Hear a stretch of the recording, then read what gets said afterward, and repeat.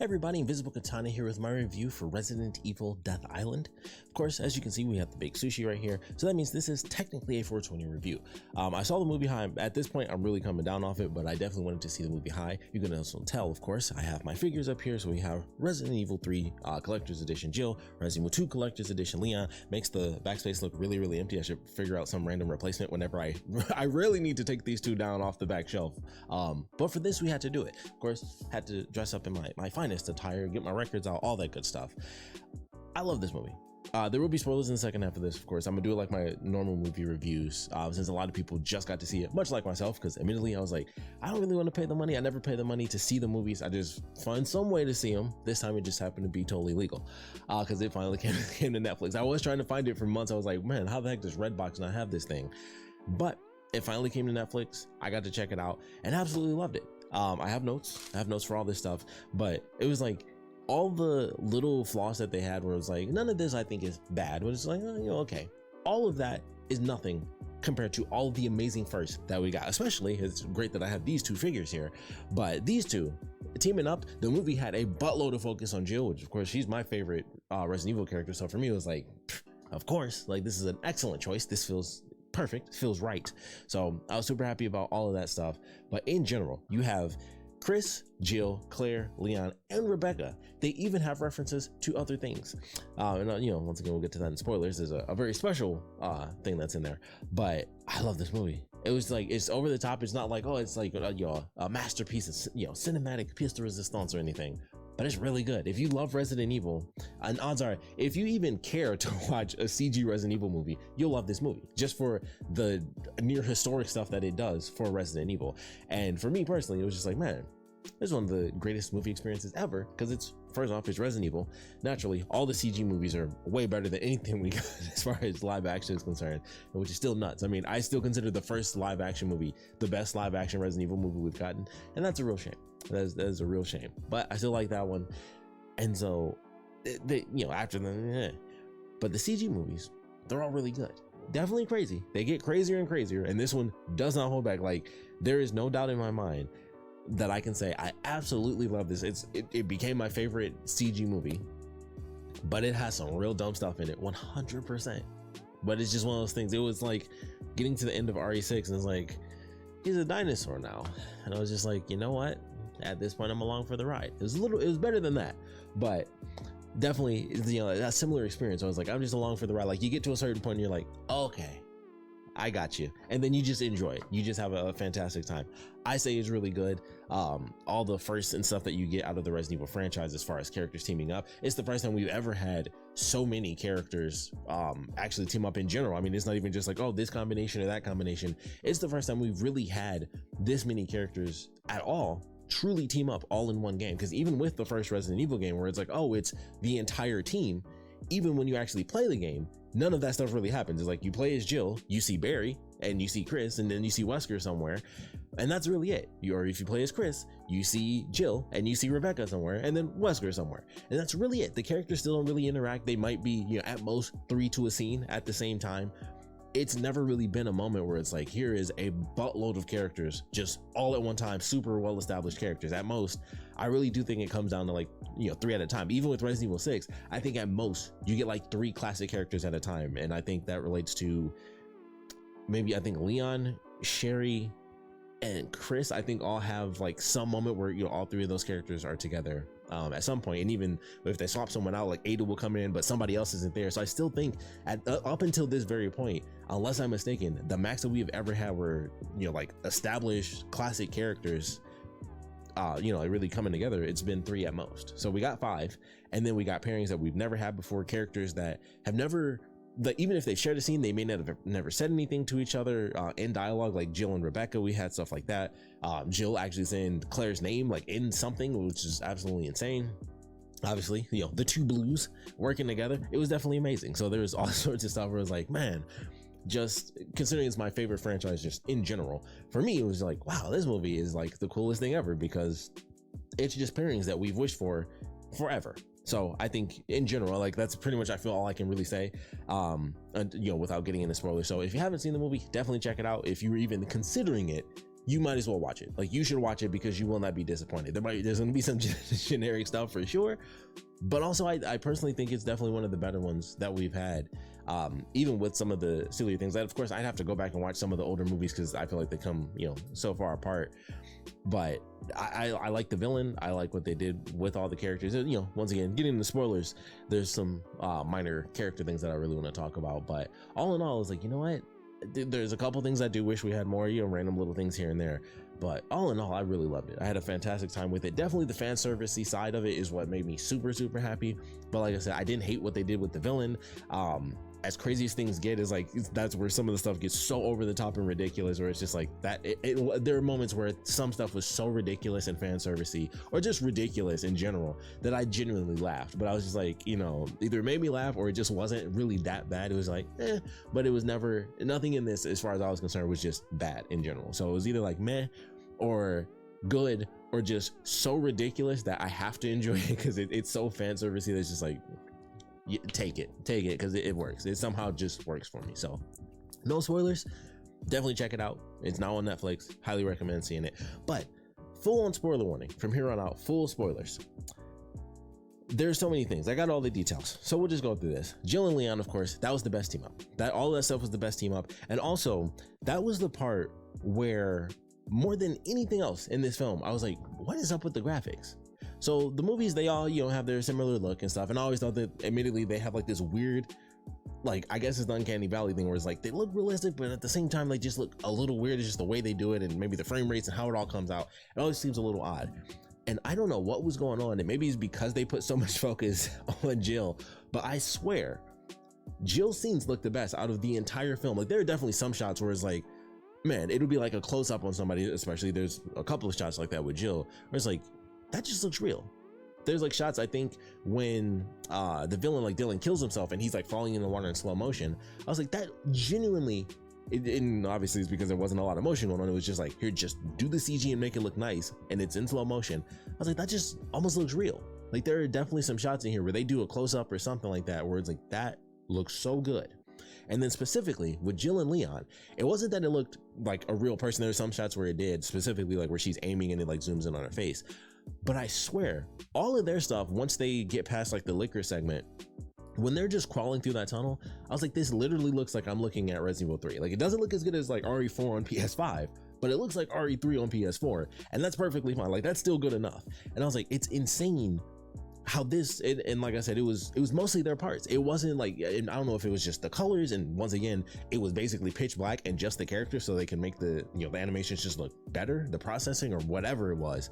But I'm like, they also had to have done it on purpose. There are so many camera angles where I swear it's like it rotates around and it's like it does the behind the back, the over the shoulder thing, and I'm like, I swear they had to have done that on purpose to make it look more like the video games. And then just the fact that they didn't have to do like all the bars of Alcatraz and the daylight and all that stuff, when it's just dark and just the character models, it just looks really good. And it's also the fact, let's admit it, this is basically Jill from Death Island. Like, it is basically the same costume. It's basically the exact same look. I think her shirt is a little darker, and she has instead of like the thing just being on the back, I think it goes further down and it's like a cross or something like that. Like, it looks slightly different, but it's like, it's basically this. It's basically they just went, oh, let's do that, but like a little bit twisted, like just a little tweak, and boom, it's the Death Island version. But it's like, it looks like Resident Evil 3 Jill.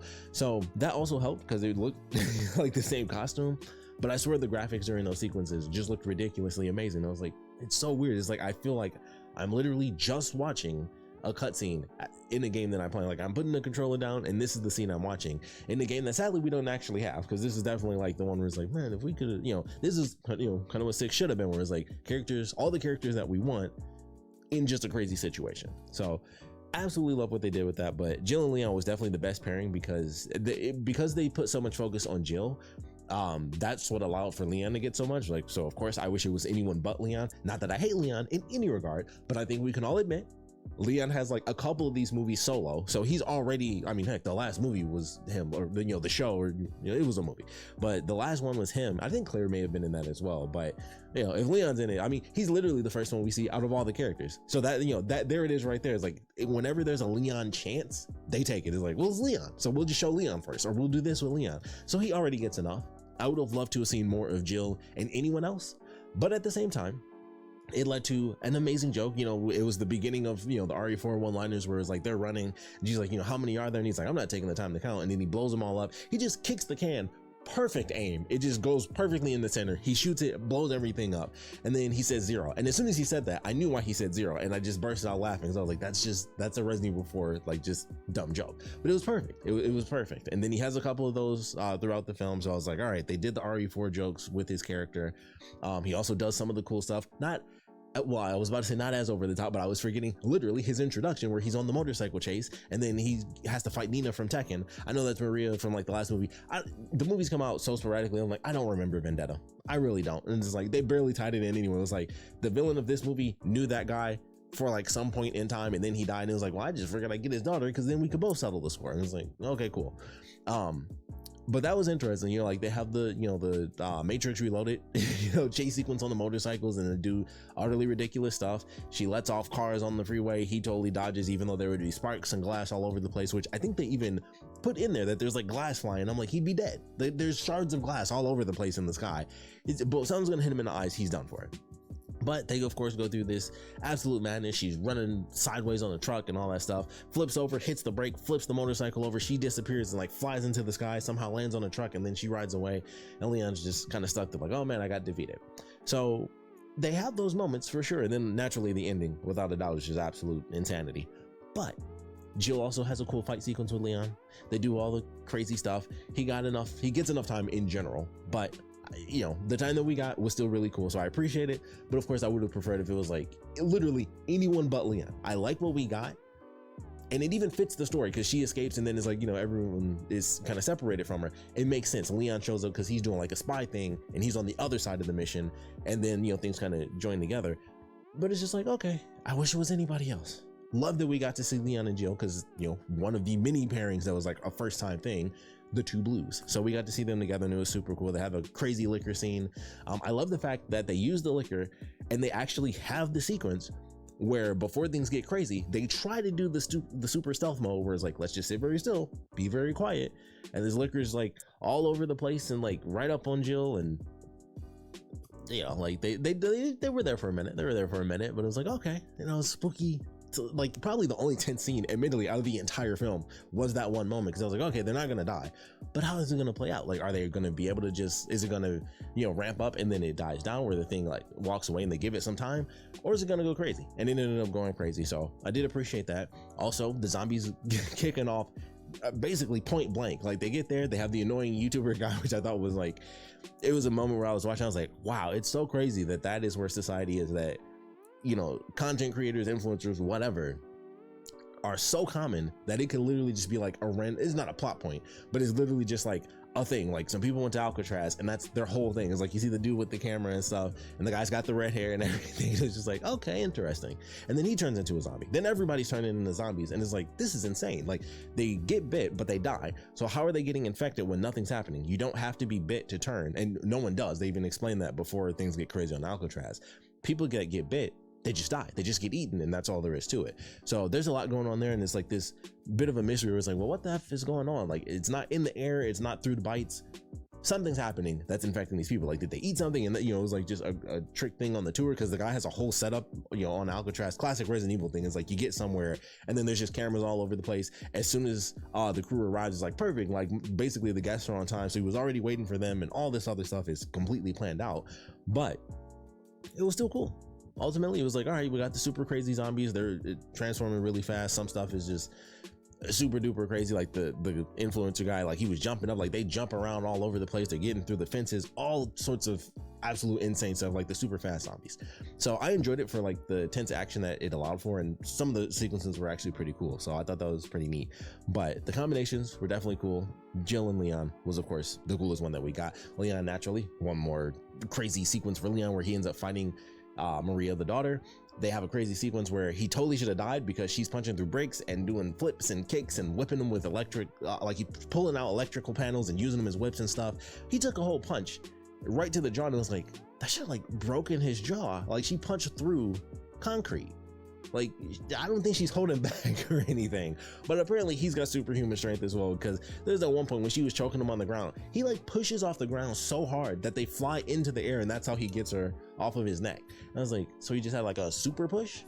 And then he gets like the angry mode, and he has like his couple of combos, and then he does that back kick, like boom, and she flies. She flew really far. When you realistically think about it, no human being, period, would ever fly that far. You wouldn't. Like, they weren't that close to where she was like right on that pipe. He kicked her, and it was an anime kick where she flew like 5 to 10 feet. Then of course she hits the bar, splits it right through the middle. She peels off the bar, takes a couple steps, and it's like, oh, I'm not that strong. Then she drops dead, and it's like, he should not have lived. But it was a cool fight. I appreciated it. It was silly. It was ridiculous. And then he does, you know, like I said, boom, back kick. She's gone. It was like, all right. It is what it is. Action was crazy, utterly ridiculous, but I still loved it. I was like, it's just dumb and over the top. But it was just one of those movies where like you just enjoy it, and that's just how it is. It's not super deep, although I say the villain thing is probably the deepest part about it, just like his motivation. Of course, Resident Evil 3 is my favorite, so the fact that, and maybe, you know, it's part of why they had that flashback and the giant focus on Jill, it's a lot about Jill, so that's great. Resident Evil 3 is my favorite, so them doing a flashback to Raccoon City, another thing that I think everybody wants, like aside from just wanting another Outbreak, or at the very least just a remake of the Outbreak games, just being like, hey, what if you just had like, you know, here's just a thing. Here's an anomaly. Not an anomaly. Anthology is the word I was looking for. Although it would be an anomaly if they put any freaking reference to anything related to Outbreak. The last time I think we got one was RE7, when they had the reporter, like her name was on the newspaper. So aside from that, it would be an anomaly to see any real reference to Outbreak within the franchise. But it'd be so cool. Like, just give us stories of it. It was one night. It was one night. Like, it could be more stories from the RPD. It could be random stories. It could be, you know, much like this, where one guy ends up living after, you know, it's like him and his buddy, they're talking and everything. Then it's like, hey, you got to take all these guys out because they're bit. He doesn't want to do it, but his buddy does it. In the middle of him actually doing what needs to be done so they can survive, he gets bit. Then it's like, hey, you got to kill him too. So they have their scuffle, and then he gets the gun and he pulls the trigger and nothing happens. And that's when it was like them piecing it together, I thought was so well done, because that's something you can't get from the games, where you get it piece by piece, where it's like, okay, he starts off and he seems like, admittedly, most of the other villains, especially from the movies, but definitely on the Resident Evil, like sillier, more comedic end, where it's like, oh, they're just like the bad guy. You know, he's doing the thing where it's like, oh, Russian roulette, and he's like tapping his thing to scare the doctor. And it's like, okay, so he's got like that classic sort of villainous arc. Sometimes it's, you know, like I think from whatever the Netflix, you know, the series was, it was like just the straight hard tough military dude, although that was two people working together, which I thought was, you know, a rare difference, where they actually had two people working together in that movie. But one of the people was like, you know, the classic military dude. So it feels like how it is. It's the military person, or the person that was somehow wronged by either Umbrella directly, which is mostly all it ever is like somehow Umbrella did this, and this is the person that was affected. And in this case, it happened to be a soldier, and it was a cool story, because like that could easily have been like a short film where it's like these two characters, and then that's how it ends up, where it's like someone does survive, but he has to kill his friend to do it. But them tying it in, like the scene where they show him reliving the flashback, like in that final moment where he's just bashing his friend's head in, and that's why he always like stomps his cane. I was like, wow, that actually really adds to, like, it wasn't just a random like villain thing. It was like, this dude just has PTSD. That's why he does the Russian roulette. Any other character is like, oh, you got to live, and it's like just a crazy thing. For him, it's just like, it was like a flip of a coin. Like, I didn't want to do it, and I happened to live, but I also had to do it in order to live. I had to kill him so he couldn't bite me. And it's just like, he suffers from that. I was like, I need to atone for that, because that's, you know, maybe if he helped his friend, they both could have done it. Neither of them would have been bit. Like, there's so many questions in there, but the way they handled it, I was like, that's actually very serious for this character. So them tying it all in, where it's like, you know, him wanting atonement, that's why he didn't really care that much if he died. It was like, you know, he felt like he kind of deserved it in general, so he would just kind of let fate decide. I was like, wow, all of it ties together and actually felt very serious. So I really enjoyed that. Like I said, the tapping of his cane, like why he has a cane, like hit his buddy shooting up his leg and stuff. I was like, this is pretty intense. Like, I really love this, and I wish that they would just like put, like I said, you know, basically another Outbreak thing. It could be a whole series, just file parentheses redacted, or not parentheses, but file colon redacted, and then it's just, you can have as many as you want. It's just all within one night. It could just be in a room or a house. It could be soldiers. It could be RPD. It could be anyone. they could just do it again. Even if it's not in the video game form, they could totally do a million stories just set in that one night. They could do stuff. I mean, it's a whole city that blew up. They could do a million stories. There could be a whole story set after the explosion just from people on the outside. People's like, that's like one city over or something like that. You're like, there's so many stories you can do with an entire town being nuked. Like, I never really thought of that until this movie. Like, it's crazy to live in that universe where they nuked a city. A whole city being nuked is like huge. That's absolutely insane. So there's a lot they could do with that. I hope we get to see more at some point in the future, but this was nice. It was very small. It was simple. It was tied to the villain. It was like, man, a night in Raccoon City, the final night of Raccoon City, just being a thing where you could just pick up stories left and right.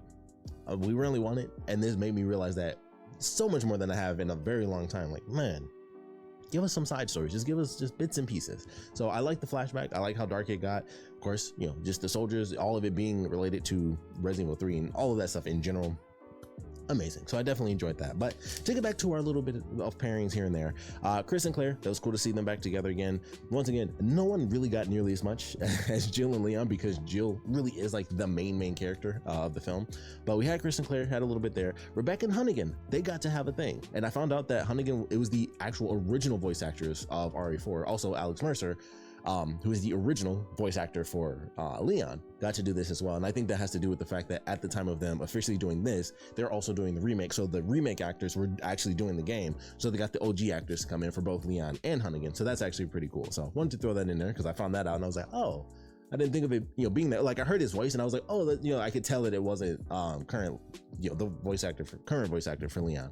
But I didn't realize that for Hunnigan as well. And I was like, oh, that's pretty sick. So I love that. I thought that was pretty neat.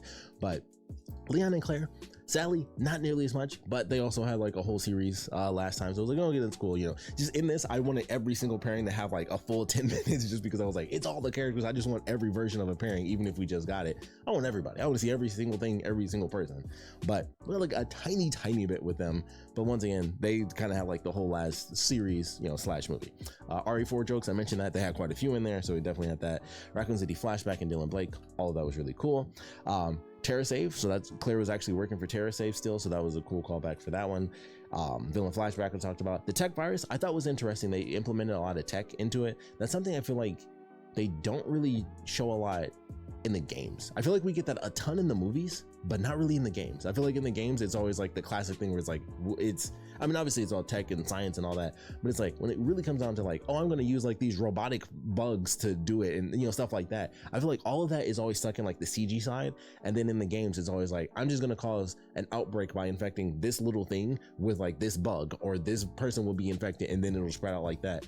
And then this, it was specifically meant to be like, tech based. So I feel like that happens a lot in the CG movies, but not nearly as much in the actual video game. So that was just something I thought was interesting, because it was like they specifically referenced like, oh, it's so tech based and they have to take over the drones and all that stuff. And I was like, that's interesting how often I feel like that happens in the CG movies, and not nearly as much in the games. But something worth mentioning. Put respect on Jill name. That's absolutely amazing. And then I had the moments where I just laughed, and this is all I wrote. I just RPGs right there, and then plasma rifle, all that good stuff. I couldn't help but laugh during the final sequence, and that was where it was 100% the fan service just got to me. Like, I genuinely was laughing when they pulled off the RPGs. I laughed so hard, and I forgot they mentioned at some point there was an armory or whatever, but I laughed so hard. I was like, they pulled out just 3 different types of RPGs. Then they just full on did Resident Evil 3. Like, it was just Resident Evil 3 with a smaller laser cannon, and then more characters involved, and they do all that. Of course they did like the crazy scene where like the shark whips its tail, or like the ultimate mutation, it whips the tendril, and everybody does their different version of a flip or jump over and everything like that. Like I said, all the different rocket launchers. Jill gets the shotgun, Chris gets like just a full bandolier and he's just letting bullets fly like Rambo style. All the RPGs, copy Resident Evil 3. Then it's like, okay, that didn't fully work. We had the first blast. Jill miraculously survives because the thing didn't charge up. Tendril slams down. She just perfectly got launched into the air. Totally safe. I'm like, that could have gone in 100 million ways. Like, she's on top of a container that just gets crushed in. She could have been sliced up. She could have fallen in any way, shape, or form. That could have just knocked her unconscious, cut off an arm. Just like the speed at which you have like just metal just being destroyed and deformed and stuff. She could have been all sorts of sliced up, but perfectly fine. They just launched her like a spring, picked her right up, and was like, okay, well, what do we do next? hilarious. And then it's like, okay, well, he's trying to swim out because we overloaded him. He's gonna try to escape and still spread things out. They're like, all right, we gotta slam the door down. He's swimming. Jill has her thing, so she runs through the tendrils and the legs and crap. And so I was like, all right, I'm the ultimate distraction. The guy's got to set up the ultimate thing. And the ultimate thing, and I literally wrote this down, I was laughing so hard that's why that looks like that, because I was laughing so hard as I was writing it, I couldn't just write normal. And then I finally got it by the time I got to duper, but it was literally a super duper RPG.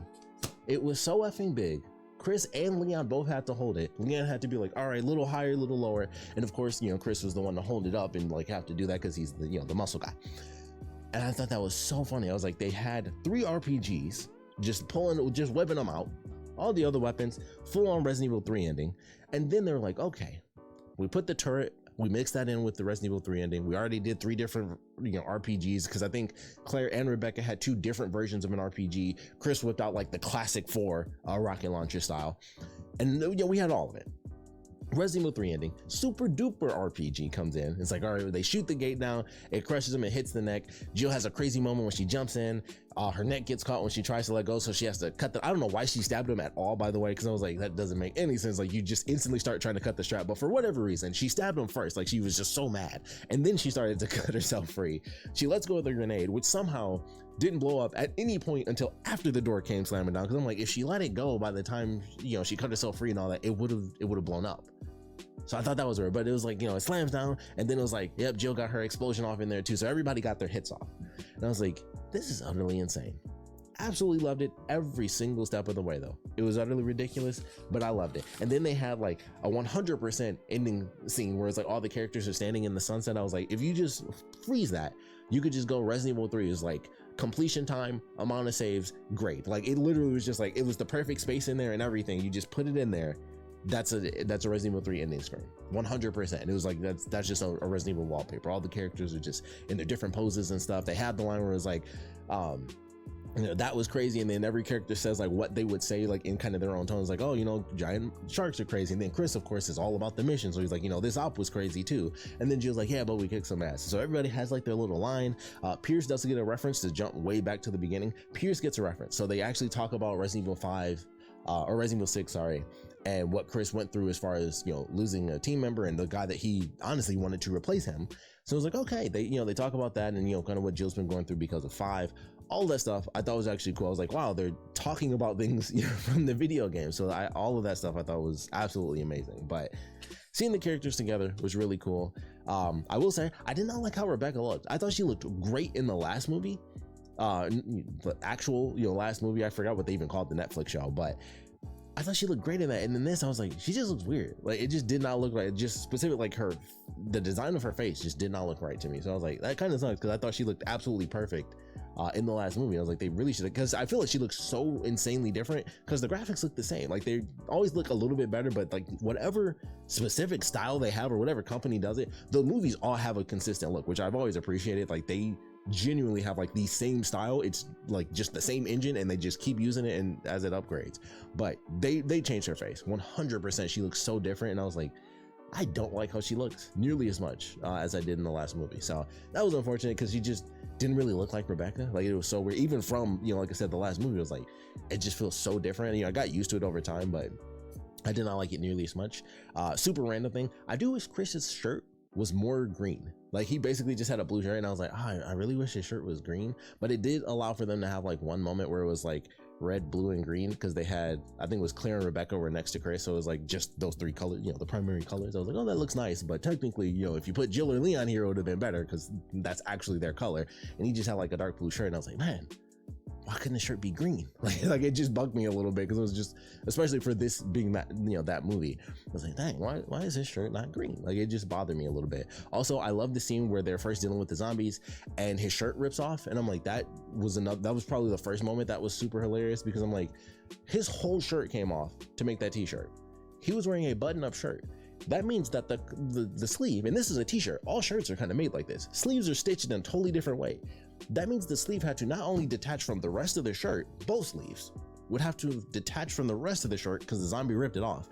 It would also not, you know, in order to not just slide down his wrist, which is what would really happen, the entire sleeve had to also split in half. So it ripped off of the rest of their shirt and it split in half down the seam. And I was like, wow, that's amazing. The whole shirt, the zombie just grabbed the shirt and they just ripped the whole thing off. And they're like, we're not doing all that cloth physics, that's gone. Bye-bye shirt. And I was like, that whole shirt just ripped off. It just came off his whole body. Thought that was crazy, but made me laugh. And then of course they go through attempting to save more and more people. Everybody dies. It's like Resident Evil 6. It was like, yeah, we got out of the bar, we did all this stuff, and then they crashed and everybody died. Let's walk to this church. That's what it felt like. Everybody died. They were doing all the cool flips and shooting people and this and that. None of that mattered. It was 100% that Resident Evil 6 level. You save everybody from the bar, and then you guys crash and fall over a cliff. Everybody dies except Leon and Helena. I always hated that from RE6. It always bugged me. I'm like, we saved everybody and everybody dies. Great. So of course they do what they can.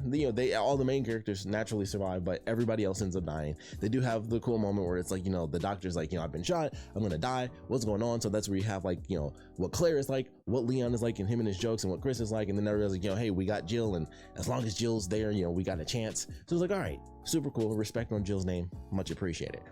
But love the movie, even with some of the more ridiculous stuff that they do. 100% in the action realm is really where that happens. But they also had some cool action in there, without a doubt, like especially the Leon Jill stuff. But moments with Claire, when Claire and Chris were fighting off different zombies and stuff, I thought that was a cool moment. Like Claire underneath the table and she shoots up, very John Wick, like she shoots the leg and then shoots it in the head. Then the other zombie wasn't dead on top of the table, so it leans over, then she shoots that one. All of that was really cool. So I appreciated all the action that we did actually get. They wiped out all the soldiers that Rebecca came in with. Like everybody died. I was like, wow, that was fast. Like they all just got killed by that shark. But I thought that was cool. I loved loved it all the way through. Action was good. Some of the stuff was so actiony that it made me laugh, even though it wasn't intentional, but I still loved it for that. So all in all, this is a 1,000,000 out of 10. I don't care. Like it's 100% like it shouldn't be. There's definitely things in there where it's like, that's just not right. But I just loved it so much. Like I let a lot of the hype, especially for this, die down because I didn't want to know anything. So I'll watch like the first trailer or something. I'm like, okay, everybody's here. That I want to see it. And I want to know a lot, but I also don't want to know anything. So, a lot of the hype died down. I wanted to see it, but I hadn't. So it was like, until I can see it, I'm gonna let the hype kind of die down for myself. And then once I'm watching, I'm like, I forgot how important this was as far as like, being a giant nerd of the franchise. Moments where characters have never met, characters that have either, been in scenes, never had dialogue with each other, or characters who have canonically just never met. As far as like what we've seen in books, comics, nothing. They've never done it before, and this was the first time we got that in a film. So it was fantastic as far as I was concerned. It was like the first batch of main characters. The only person, honestly, that was missing genuinely was Barry. He was the only character. Like they could have thrown Sherry in there, especially considering this takes place after 6 as well. That actually would have been really cool. But I'm totally fine with them not doing that. But 100%. Barry, I would say, is the one person that was truly missing. I'd be okay if Sherry wasn't there, specifically because you couldn't play as her until 6. So if you're going with like Resident Evil 1, 2, and 3, or even 0 to 3, it's like, we're not going to see Billy. I kind of want to give up hope. I don't want to give up hope, but at this point, I'm like, I don't know. They don't seem to care. I can't hold on for that long. I just want to see Billy come back. Sheva, I'm sure we're good with. They're going to do 5 remake. Billy's just somewhere. I don't know. They could put him in 5. I always say, I'm just like, look, just do the Africa thing. Just throw him in there. For God's sake, just where's Billy? Where's Billy? Where's Barry? Where's Billy? That's what I really want to know. But aside from Barry, and just, don't even expect Billy. I think they had everybody. Barry really was the only person that was missing from like that original set of characters. So I absolutely loved everything we got. I would love it if the next movie did that again. I don't know when they're going to pick this up, but I'm still waiting for Revelations 2, that the ending of that story, to come back. They didn't forget because it was in, RE Resistance when the Resident Evil 3 remake came out. Alex was in there. She was one of the bosses, and I'm just waiting for that to come back. Like I can't wait to see what they do with that. We gotta wait a little while longer. I don't know how long, but I'm excited for whatever comes next Resident Evil wise. I hope it's Code Veronica. That's my personal thing. I know clearly we're getting 5, but they got to do Code Veronica. Like the story for Wesker just fits so much better if it's 4 Code Veronica and then 5. Because like, how do you do 5, which is where he dies, and then you go back to Code Veronica? Like you just can't do it. And we already skipped Code Veronica to do 4 instead of doing Code Veronica first, which I think fits better if you're going for the Wesker story next.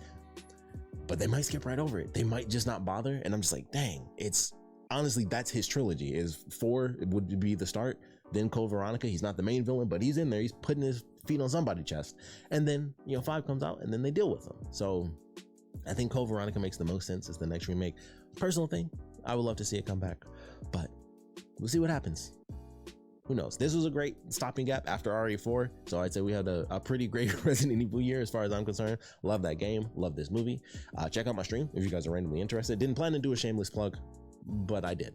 So there's that. We'd love to know your thoughts on the Resident Evil Death Island film as a whole. What you guys want to see next? What should the next film be? I would love it if it focused on someone other than Leon. I would love it if a CG movie did not have Leon, period. I genuinely don't think we've had a single one where it didn't have Leon in it, because in the very first one, it was Leon and Claire. So it was like, that's super cool. That was the first time they'd been, every time the movie comes out, it's like a parent we either haven't seen at all, or it's just characters we haven't seen in a super long time. Like, I think they'll, if you're not going with the Netflix thing, before that was the first time we had Rebecca. So that was like the craziest thing ever. This, of course, initially before it even came out, it was like, holy crap, Jill in a canonical spot after Resident Evil 5 at all, and then this takes even place after 6. It was like, that's great. We actually get to see at least some point of Jill's character after RE5, and that was good enough. And then it was all the extra pairings and stuff on top of it made it even better. But all the stuff always has Leon in it in some way, shape, or form. Leon is there. If we could just do one, just no Leon, that would be cool. Like, heck, if the next one honestly was just like, hey, let's do another movie solely focused on Jill, I wouldn't hate it. I think mostly because of the fact that she's been the character that's been the most absent out of anybody.